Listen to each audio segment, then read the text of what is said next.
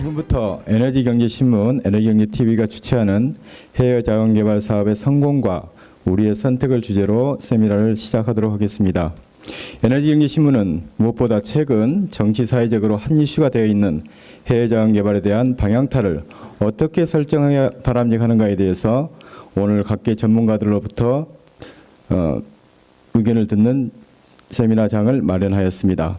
앞으로도 에너지경제신문은 에너지와 환경, 경제에 대한 사회적 이슈 문제를 해답을 찾는 세미나를 지속적으로 해나갈 것입니다.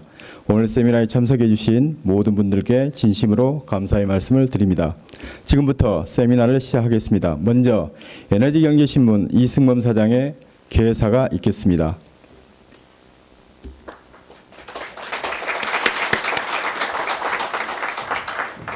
안녕하십니까. 에너지경제 사장을 맡고 있는 이승범입니다. 먼저 이 자리를 찾아와 주신 내 기분과 오늘의 세미나와 토론에 참석하신 분들께 감사의 말씀을 전합니다. 오늘 저희 회사가 주최하는 이번 세미나는 상당한 의미를 지니고 있다고 생각합니다. 저희 나라는 전체 에너지 수요의 97%를 해외에서 수입하고 있는 에너지 자원 빈국입니다. 당연히 우리의 현실은 해외 자원 개발을 통한 에너지 자원의 안정적인 국내 유입에 신경을 쓸 수밖에 없습니다. 과거의 의존 방식인 단순 에너지 자원의 수입만으로는 가격 경쟁력의 저하는 물론 급변하고 있는 국제 에너지 시장에서 안정적인 공급을 받기가 어렵기 때문입니다. 이 같은 이유로 국민 누구나 해외 자원 개발의 필요성은 충분히 공감하고 있습니다. 하지만 최근 과거 정부 시절 추진된 해외 자원 개발 사업에 대한 논란으로 인해 전반적으로 해외 자원 개발 사업이 위축되고 있는 상황입니다. 특히 과거 사업에 대한 국정조사가 진행되면서 적절한 계획을 수립하고 투자 타이밍을 잡아서 우리의 안정된 에너지 수급의 미래를 책임져야 할 해외 자원개발 사업 주체들이 갈팡질팡하고 있는 게 현실입니다. 과거 사업에 문제가 있다면 문제점을 파악해 다시는 그러한 일이 반복되지 않도록 치료해야 하는 것은 맞습니다. 그러나 과거의 투자상 문제점을 찾아내는 데만 온 국력이 집중되는 것은 바람직하지 못하다고 생각을 합니다. 시간을 다투는 해외 자원개발 사업에 결정적인 투자 타이밍을 놓친다면 우리의 미래는 암울합니다. 우리에 비해 훨씬 많은 자체 국내 자원을 지니고 있는 중국이나 미국 등도 현재 이 시간에도 해외 자원 개발을 위해 온 국력을 쏟아붓고 있습니다. 앞서 말씀드린 것처럼 우리는 에너지 자원 최빈국입니다. 미래에 살아남고 에너지 부국을 후손에게 넘겨주기 위해서는 국내에 없는 자원을 해외에서 개발해야 합니다. 오늘 에너지 경제가 마련한 이 자리는 이 같은 관점에서 출발합니다. 앞으로 해외 자원개발 사업의 방안과 효율적인 전략을 수립하는 데 밑거름이 되고자 귀중한 신간을 만들었습니다. 오늘 참석하신 전문가와 업계를 대표해서 나오신 분들은 우리에게 대한민국의 해외 자원개발에 대한 명석한 분석과 방향을 제시해 주실 것이라고 믿습니다. 에너지 개발 사업의 성공과 우리의 선택이라는 주제로 열리는 오늘의 세미나는 저희 에너지 경제가 일관 전환과 함께 야심차게 준비해 왔습니다. 앞으로도 이 같은 행사를 꾸준히 개최해 국가와 업계의 작은 방향타를 제시할 생각입니다. 다시 한번 이 자리에 참석해 주신 모든 분들께 감사의 말씀을 드리며 지속적으로 저희가 풀어나가고 싶은 해외 자원개발의 사업에 대한 깊은 관심을 부탁드리겠습니다. 감사합니다.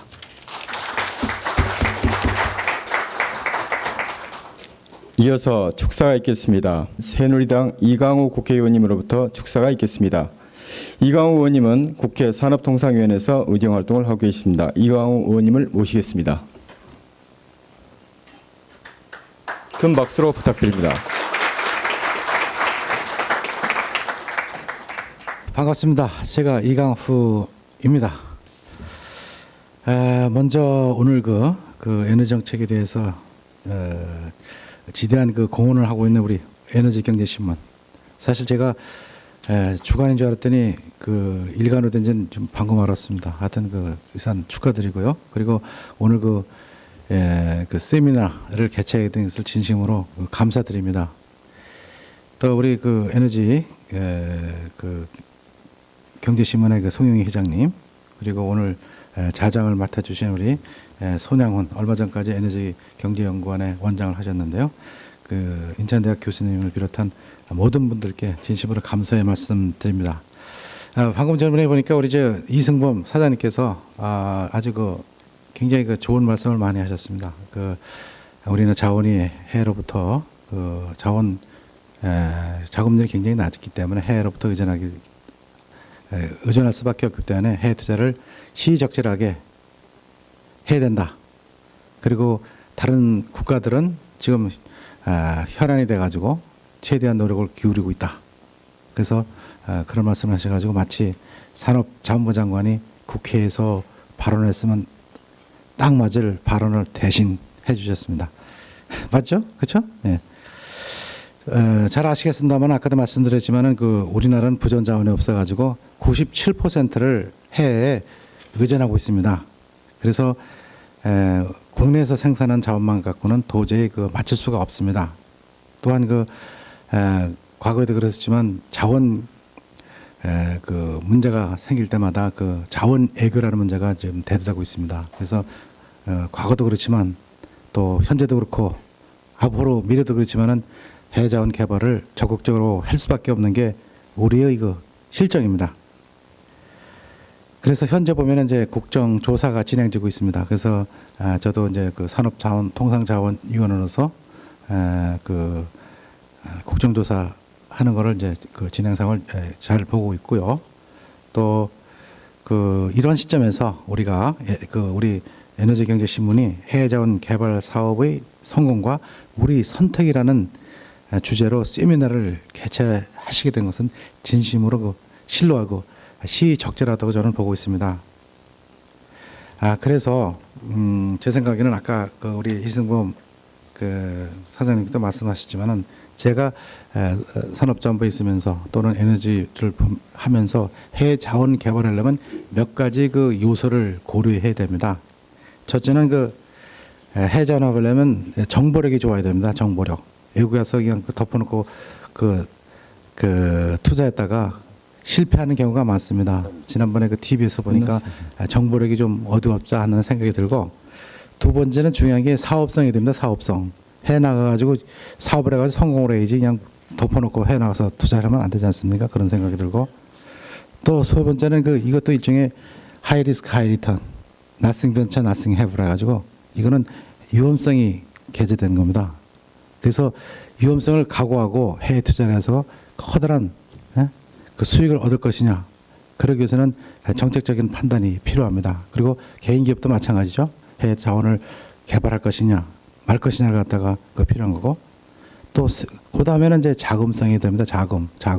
이게 뭐 사업이 크고 작음에 따라 가지고 돈이 엄청나게 들어가는 것도 있고 적게 들어가는 것도 있는데 사실 자금이 많이 들어갑니다.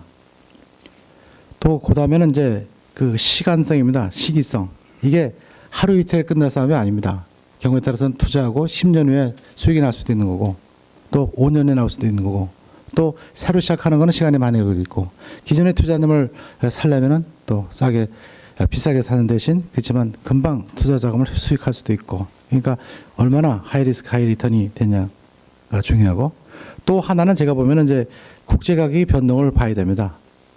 2, 3년 전에 자원이 이렇게 에너지라든가 에너지라든가 그 자원 가격이 이렇게 떨어지려고는 아무도 예상을 못했습니다. 그렇죠? 그래가지고 그 쉘가스라는 그 복병이 생겨가지고 국제적으로 기름값이 거의 반값으로 막 떨어지고 석탄 가격도 굉장히 떨어졌단 말이죠. 그러기 위해서는 이제 그 운이 좋아야 됩니다. 국제 가격의 변동 이런 것을 종합적으로 이제 검토해서 이제 투자를 해야 되는데, 근데 그 개인 기업이 이렇게 다양한 걸 가서 여건을 갖다가 검토해가지고 투자한다는 건 사실 어렵습니다. 그렇기 때문에 그거에서 맡을 수밖에 없는 게 정부 그 투자 기관일 수밖에 없습니다. 근데 이제 그 최근에 그 내용을 보면은 굉장히 그 무제한 투자를 했나 하느냐고도 거론되고 있는데 그거는 이제 차차 걸어도 그건 뭐 국조에서 나올 거고 하여튼 주제와 마찬가지로 주제와 마찬가지로 해자원 개발 사업 성공과 우리 선택이라는 게 굉장히 아까도 말씀드렸지만 시의적절하고 언젠가는 누군가 해야 되는데 우리 에너지경제신문사에서 대신 해줬다는 거, 정보를 대신해서 해줬다는 거 굉장히 고맙고요. 하여튼 오늘 좋은 토론 결과가 나오셔가지고 또 필요하면 저한테도 결과 내용을 주시면은 제가 산업통상자원부라든가 또 국회 입법과장이라든가 그게 반영되도록 최대한 노력을 기울이겠습니다. 오늘 참석해 주신 여러 여러분 토론자들에게 진심으로 감사드리면서요. 오늘 오신 여러분께도 거듭 감사의 말씀드립니다. 감사합니다. 감사합니다. 오늘 먼저 주제 발표를 해주실 분은 인하대학교 에너지자원공학과 심현돈 교수님입니다. 큰 박수 부탁드리겠습니다. 네, 안녕하십니까. 저 인하대학교 신현동 교수입니다. 제가 오늘 말씀드릴 것은 다 아는 내용입니다. 보통 이제 알긴 알아도 이게 적절한 시기에 수행이 잘 안 되기 때문에 여러 가지 이제 문제점들이 있는데요. 그래서 오늘 할 건 이제 성공적인 해외 자원 개발을 위한 이제 조건들, 어떤 조건이 갖추어지면 이제 잘 수행할 수 있을까, 이제 그걸 한번 되짚어 보기로 예정입니다. 그래서 먼저 이제 간단하게 석유 산업의 구조와 그다음에 이제 자원 개발의 특성에 대해서 말씀을 드리고, 이 특성에 맞게 어떻게 사업을 진척을 시켜야 되는지 이제 그것들 간단히 말씀드리겠습니다. 그래서 석유 산업은 이제 잘 아시는 대로 상류 부분 개발 생산 쪽만 하게 되는 회사들이 이제 인디펜던트 회사, 독립계 석유 회사라고 하고요. 이런 회사들은 이제 통계적으로 보면 자원 보유국에서 발달될 확률이 큽니다. 그래서 저희 한국처럼 이제 해외 자원을 개발을 하게 되면 작은 규모의 회사들이 생존할 수 있는 환경이 어렵기 때문에 대형화되지 않은 회사가 참여하기는 상당히 어려운 부분들이 있고요. 그래서 대부분의 이제 외국에 있는 메이저 회사들 아니면 슈퍼 메이저 회사들은 이제 인티그레이트 오일 컴퍼니라고 해서 중류 그 부분에 해당되는 거는 이제 뭐 파이프라인이나 그리고 스토리지 그쪽 부분, 그리고 한국에서 많이 발달된 이제 하류 부분에 해당되는 정제, 정유 그런 부분들을 이제 통합해서 리스크를 갖다가 분산하고 자기가 생산한 것들을 갖다가 처리할 수 있는 설비까지 완벽하게 갖춰 있는 상류에서 하류 부분을 다 갖고 있는 회사들을 이제 인티그레이트 오일 컴퍼니라고 부릅니다. 근데 이런 회사들에 이제 붙어서 관련 산업들이 많이 발달을 하게 되는데, 특히 이제 상류 부분 같은 경우에는 뭐 시추하는 회사나 아니면 석유가 있는지 없는지 확인을 하는 그런 평가하는 회사들, 그런 서비스 회사들의 규모가 상당히 큽니다. 다음에 보시는 것처럼 보면 이제 에너지 기업은 대부분이 엄청나게 큰 회사들입니다. 여기에 나와 있는 건 이제 2012년과 13년도 자료입니다. 이제 보시는 트렌드대로 전 세계에 이제 상장되어 있는 회사, 여기에서는 이제 내셔널 오일 컴퍼니는 빠져 있는 상태입니다. 엑손모빌, 로얄더치 쉘, 잘 아시는 것처럼 12년도에는 4개 회사가 탑10에 들어가 있었는데, 이제 2013년에는 3개, 그리고 2014년 자료에는 탑10에 거의 뭐 하나 정도만 있는 상황으로 바뀌었습니다. 그 얘기는 결국 이제 뭐 유가의 하락에 의해서 규모가 작아진 면도 있고 다른 기업들이 이제 성장을 해서 그런 것도 있는데, 마켓 밸류 기준으로 보게 되면 세계에서 가장 큰 엑손모빌이라는 미국 회사 같은 경우는 마켓 밸류가 한 4천억 불 정도 됩니다. 그래서 운영 회사들을 보면 프라핏이 보통 한 10% 정도 되고요. 서비스를 제공해서 하는 회사들은 프라핏이 한 10% 정도 나는 걸로 나와 있습니다. 그럼 이제 석유 매장량은 어떻게 되어 있냐면 대부분이 일정 특정 국가에 한정이 되어 있다는 것들이 이제 문제로 대두가 되고요. 2010년 전까지만 해도 세계에서 가장 석유 매장량이, 확인 매장량이 많은 나라는 사우디아라비아였습니다. 한 2,650억 배럴 정도 됐는데, 2010년 이후로는 이제 베네수엘라에 있는 오리노코 벨트에 있는 초징준류가 매장량으로 승인을 받으면서 전 세계적으로 거의 3천억 배럴에 해당되는 매장량을 보유하고 있는 이제 제일 국가가 됐고요. 그리고 이제 캐나다가 세 번째로 많은 회사들입니다. 그래서 이 탑3 중에서 비전통 자원에 해당되는 이제 초징준류나 오일 샌드가 매장량으로 확보된 이제 베네수엘라나 캐나다가 향후 이제 오랜 시간 동안 석유를 많이 생산할 수 있는 이제 국가가 되어버립니다. 그래서 보시면 이제 10개 상위 국가가 전체 매장량의 70% 이상을 확보를 하고 있고요. 그리고 오펙 국가만 따져보면 매장량의 한 72% 정도 되는 큰 규모를 갖고 있기 때문에 이게 일반 마켓이랑 달리 움직일 수 있는 특성을 갖고 있다고 볼 수 있겠습니다. 2012년 자료를 보면 왼쪽에 나와 있는 그 NOC라고 나와 있는 것은 이제 내셔널 오일 컴퍼니고요. 오른쪽에 있는 것들은 이제 퍼블릭 컴퍼니로 되어 있는 난 NOC로 나와 있는데 사우디 아람코나 이제 가즈프롬이라는 러시아 회사들이 거의 1,000만 배럴 이상 하루씩 생산을 하고 있는 대규모 회사들이 되겠고요.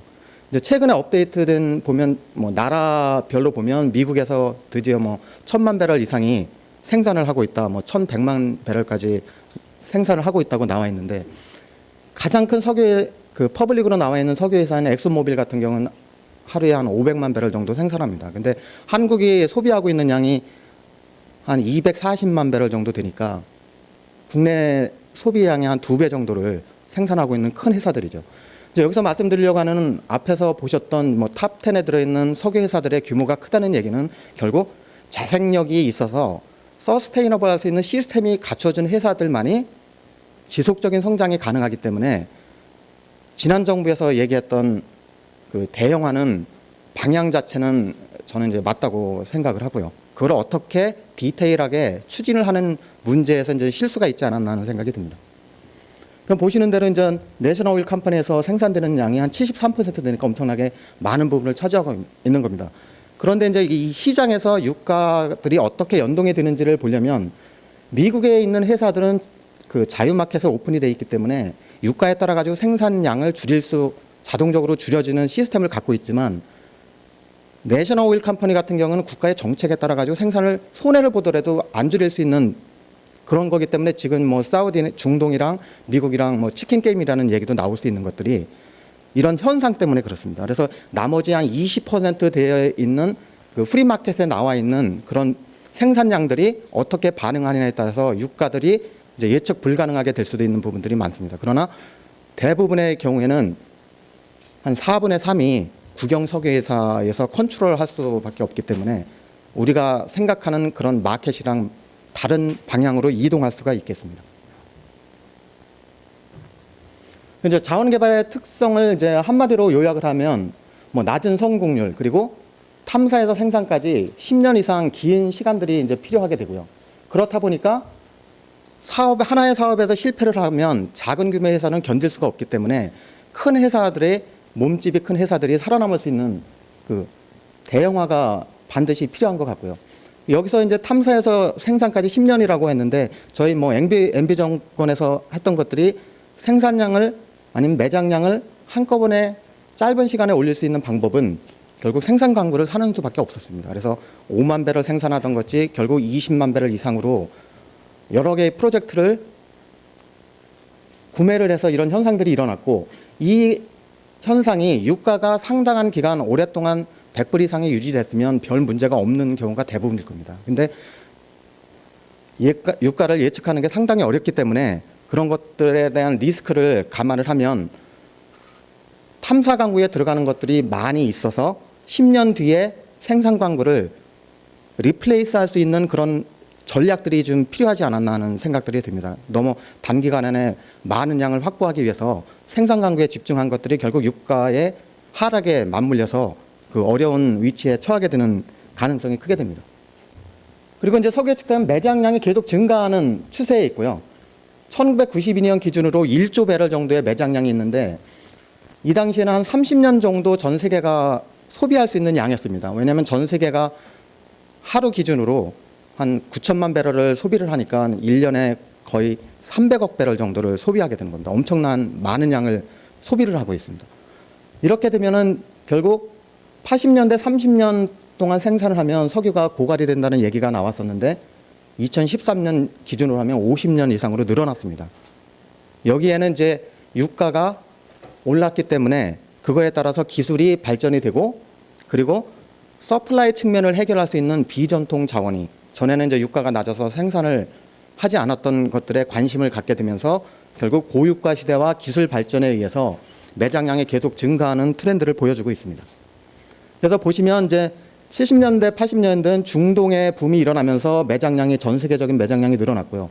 그 다음에는 한 2005년도를 기준으로 해서 캐나다의 오일샌드 비전통 자원이 매장량으로 확보되면서 한 10년 이상의 5년 이상의 그 전 세계가 사용할 수 있는 양이 됐고, 그리고 가장 최근에는 2006년도에 베네수엘라에 있는 헤비오일이 매장량으로 확보되면서 그 세 단계에 걸쳐서 전 세계적인 그 확보 매장량이 늘어난 경향을 볼 수 있습니다. 그리고 아무도 모르듯이 그 유가가 상승하고 하강하는 주기가 있기 때문에 이거를 잘 이용해서 그 사업 참여를 해야 된다는 그런 전략이 필요한 거고요. 그래서 사업 참여는 저유가 시기에, 특히 그 생산 광고 같은 경우에는 저유가 시기에 사는 게 좋은데 사실은 어디까지 저유가가 될지 고유가가 될지를 잘 예측할 수가 없기 때문에 포트폴리오 전략이 좀 필요하고요. 특히 이제 생산 광고는 저유가에 타지만 탐사 광고 같은 경우에는 10년 이상의 긴 시간이 걸리기 때문에 고유가의 사업을 진입을 해도 생산할 쯤에 다시 고유가가 될 확률이 높기 때문에 그런 이제 전략적으로 탐사 광고를 몇 대 몇으로 탐사 광고랑 생산 광고를 개발할지 그런 것들이 좀 전략이 좀 필요하다고 보고요. 그리고 이제 저희가 확보한 해외 매장량은 결국 사라지는 게 아닙니다. 유가가 떨어진다고 해도 생산하는 기간의 유가에 대해서 영향을 받지 남아있는 자산은 그대로 있기 때문에 이 생산량을 20년 동안 생산을 하게 되면 뭐 유가가 낮은 3년이나 5년 기간에는 손실이 생기더라도 나머지 기간에서 유가가 오르게 되면 그거를 커버할 수 있는 능력이 되기 때문에, 그리고 생산이 시작하면 이제 뭐 매장량은 점점 감소를 하고 최종 회수율은 생산이 끝날 때 결정이 되기 때문에 그 EOR이라든지 증진 기술들이 갖춰지면서 매장량이 지속적으로 증가할 가능성이 무척 크고요. 그리고 생산이 증가하면 모든 그 불확실성은 많이 그 감소하게 됩니다. 그래서 결국 유가가 낮으면 수익은 줄지만 결국 매장량은 사라지지 않기 때문에 해외 보유 유저는 어떻게 보면 간접적인 비축 효과를 볼 수도 있다고 생각을 합니다. 그리고 자원 개발은 이제 말씀드린 대로 전통 자원들은 이제 퀄리티도 좋고 생산하기도 용이한 그런 위치에 있던 자원들인데 결국 기술이나 그 유가가 상승을 하면서 그 회사들이 이제 전에 개발을 하지 않던 비전통 자원인 셰일가스나 셰일 오일 그리고 오일샌드나 헤비 오일 등에 이제 관심을 갖게 돼 있습니다. 이거는 이제 기본적으로 해지 않아도 될 일을 저류층에 해야 되기 때문에 추가적인 비용이 들고 운영비나 환경 오염을 시킬 수 있는 개연성이 있기 때문에 그 운영비 자체가 상당히 이제 높은 편입니다. 그렇지만 이제 유가가 받쳐주면 이런 것도 개발을 해서 수익을 낼 수 있기 때문에 결국 남아 있는 그 탐사의 위험이 적은 그리고 대량으로 존재하고 있는 비전통 자원의 이제 세계적인 트렌드가 변화를 하고 있다고 볼 수 있겠습니다. 그리고 이제 앞으로 생산이 관건이 되고 그리고 찾기 쉬운 오일들을 다 찾아놨기 때문에 결국 기술력이 가장 중요한 상태가 됩니다. 그래서 그 기술력에는 매장량을 늘릴 수 있는 인핸스 오일 리커버리나 그리고 새로운 유전을 찾으려면 결국 히메를 가야 되는데 이런 것들은 기존에 있는 오일샌드나 셰일 오일처럼 개발하는 것만큼 많은 비용과 위험성이 듭니다. 근데 이제 히메나 극지 같은 경우에는 일반적인 컨벤셔널 오일을 찾는 플레이이기 때문에 탐사 리스크가 많이 존재를 하고 있다고 보시면 됩니다. 그래서 결국 낮은 탐사 위험을 갖고 있지만 대량으로 이제 부존하고 있는 신기술 개발하는 비전통 자원이나 아니면 회수율을 높여주는 EOR 기술들이 이제 중점적으로 발달을 할 수 있다고 생각을 합니다. 그리고 주변 산업의 이제 파급 효과가 큰데 특히 이제 비전통 자원이 그런 경우가 있습니다. 왜냐하면 비전통 자원은 그 컨벤셔널에서 하는 거와 달리 넓은 면적을 갖고 있으면서 드리니지 에어리가 좁기 때문에 웰이 100m마다 있거나 아니면 200m마다 있게 됩니다. 그러나 전통 자원에서 하고 있는 필드에서는 수킬로의 웰이 하나씩 필요하기 때문에 상대적으로 비전통 자원은 결국 지하에 이물질을 집어넣어서 생산을 증산하기 때문에 처리 시설도 커야 되고 그리고 시추를 좁은 간격으로 수행하기 때문에 많은 시추공이 필요하고 그렇게 되면 강관이나 여러 주변 산업에 미치는 영향들이 무척 크다고 볼 수가 있겠습니다.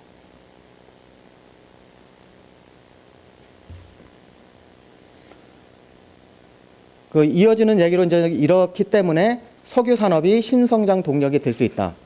거기에는 이제 석유 개발이 대규모고 장기적으로 그리고 기술 의존적이고 전주기를 갖고 있으면 용이한 산업이기 때문에 관련 산업에 영향을 많이 주기 때문에 이제 한국과 같이 새로운 먹거리를 창출할 수 있는 그런 걸 찾고 있는 나라에는 적합한 분야가 아닌가 생각이 들고요.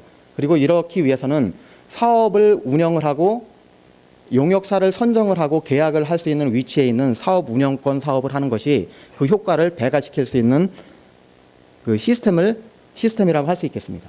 그래서 관련된 산업에서는 석유 개발 생산 관련된 서비스 기업이나 아니면 생산 설비를 지는 엔지니어링 설계하는 기술 그리고 EPC사에서 이제 건설하는 회사들이 함께 참여를 할 수 있고요. 그리고 미들스트림에 관련된 그 파이프 관련된 회사들 그리고 정제 그다음에 발전에 활용할 수 있는 가능성들을 열어줄 수 있기 때문에 그 확장성이 무척 큰 산업이라고 볼 수가 있겠습니다. 그러면 이제 사업 참여 단계에 따라서 이제 그 광구의 가치가 변화를 하게 되는데요.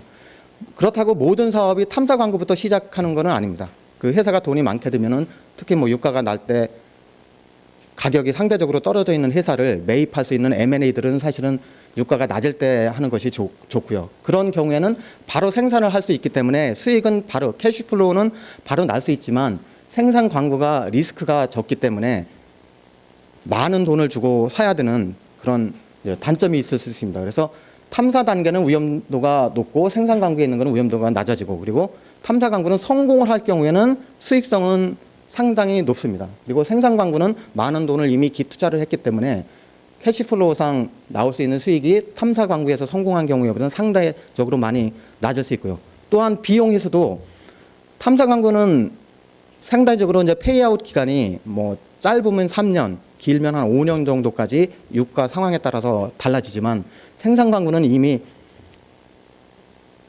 투자가 많이 들어가 있는 부분들도 많고 생산을 하기 때문에 이 회수 기간이 상당히 깁니다. 왜냐하면 M&A 할 때 비용들이 그 확정된 매장량에 대해서 돈을 일시에 지불해야 되는 형태이기 때문에 이제 비용 회수 기간은 상대적으로 탐사 광구에 비해서 이제 늦다고 볼 수 있고요. 이런 걸 보면 결국 모든 광구를 다 뭐 탐사 광구에서 성공할 수는 없겠지만 탐사 광구를 많이 들어가서 그 중에서 한두 개라도 성공을 한 경우에 여러 개의 생산 광구를 들어가는 것보다는 수익성이 더 높을 수 있다고 봅니다. 그 대신 이제 단기간에 만약에 매장량을 확보하고 싶다. 그럴 경우에는 그 생산 광구를 M&A를 해서 취득을 하는 것이 훨씬 더 빠르다고 볼 수도 있겠습니다.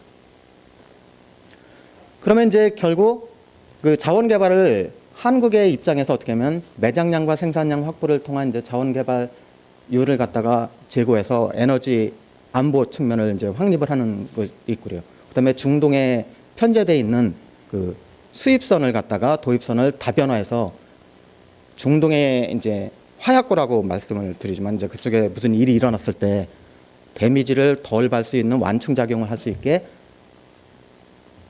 그 안정적 공급로 확보나 그리고 도입선을 다변화를 하게 되면 이제 가격 협상력이 이제 강화될 수가 있고요. 그리고 그 운영 사업을 적극 참여해서 운영 기술 확보와 그리고 주변 산업에 시너지 효과를 줄 수 있는 이제 신성장 동력화에 이제 기여를 할 수가 있고요.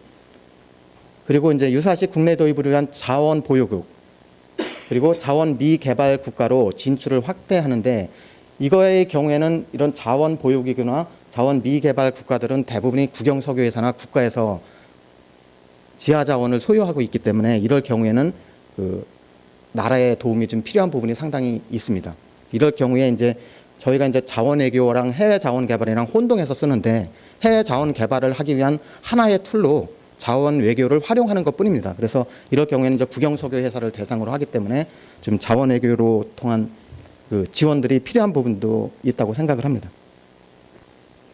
그러면 이제 성공적인 사업 추진을 하기 위한 조건들은 저희들이 이제 앞에서 말씀드렸던 자원 개발의 특성에 따라 가지고 어떤 방안이 나와야 되느냐면 그 위험을 하려면 그 위험을 갖다가 줄이기 위해서는 전문가들이 많이 참여를 해서 정확한 평가를 이루어지고 그리고 사업을 탐사와 생산 광고를 포트폴리오를 이루어서 적당한 시기에 들어가는 것들이 좀 필요하고요. 그리고 불확실성이 크니까 여기에도 당연히 데이터를 많이 얻어서 그걸 정확히 평가할 수 있는 그 전문성과 그리고 포트폴리오 그리고 대형화라는 말을 이제 제가 넣은 이유는 불확실성이 크다는 것은 확률 게임이고요. 확률은 모수가 많아야 됩니다. 그렇기 때문에 한두 개 사업에서 실패하는 것보다는 100개 사업에 들어가면 확률적으로 10%면 10개 사업이 성공을 할 수 있기 때문에 그런 걸 버틸 수 있는 구조를 갖고 있는 큰 회사만이 살아남을 수 있는 구조가 되게 있습니다. 그래서 첫 페이지에 보여드렸던 그 탑 10 회사들 중에 대부분의 석유 회사들은 몸집이 크다는 이유는 유가의 등락에 상관없이 서스테인 할 수 있는 구조를 갖고 있기 때문에 그게 가능하다고 생각을 하고요. 그리고 이제 타 산업의 파급 효과를 최대화하기 위해서는 반드시 운영 광구를 가지고 확보를 해서 기술력도 늘리면서 이런 운영 광구 확보를 하기 위해서는 일반적으로 이제 그 자원 얘기를 통해서 뭐 전에 나왔던 뭐 패키지 딜이나 여러 가지로 이제 도움을 줄 수 있는데요. 여기서 제가 말씀드린 포트폴리오 전략은 지역에 대한 포트폴리오도 필요하고요. 아까 말씀드린 탐사, 개발, 생산 광구에 대한 포트폴리오를 어떻게 할 건지, 그리고 탐사 광구를 주도적으로 어떻게 진행할 건지에 대한 포트폴리오가 필요하고요. 그래서 이걸 이제 요약하면 결국 제가 더하기라는 표현을 안 쓰고 곱하기라고 표현을 이제 해봤는데요. 둘 중에 하나라도 안 되면 성공을 못하기 때문에 이제 이런 표현을 쓴 겁니다. 그래서 전문성이 확보가 되고 적당한 포트폴리오와 그리고 확률적인 게임에서 승리할 수 있게 어느 일정 부분 대규모의 크기를 갖고 있는 회사가 운영권 사업을 하면서 어느 단계까지는 공기업을 최대한 활용을 하고 나중에 뭐 민영화를 시키던 그런 부분들이 좀 필요한 것 같고요. 이렇게 해서 결국 탐사 성공으로 선순환으로 지속적인 발전을 할 수 있는 시스템이 구축이 돼야만 성공적인 이제 해외 자원이 되지 않을까 그런 생각을 해봤고요. 그래서 결론적으로 자원개발 사업의 특성을 반영한 정책 추진 그리고 공기업은 또 평가에 민감하기 때문에 이런 걸 반영될 수 있는 평가 시스템이 좀 도입이 돼야 되고 그걸 말씀드리면 결국 장기적으로 접근을 하고 일관성을 유지할 수 있고 그리고 정부 쪽에서 이제 표내지 않고 조용히 지원해 주는 게 좋습니다. 이게 언론에 보도가 되면 쟤네는 이 사업이 얼마짜리인데 얼마에 들어갔다 그런 말들이 나오게 되면 팔려고 해도 헐값에 팔 수밖에 없습니다. 그러니까 누구를 위해서 그거를 발표를 하는지 그런 것도 사실 좀 한번 생각해 봐야 될 문제라고 생각을 하고 있습니다. 제 발표는 여기까지.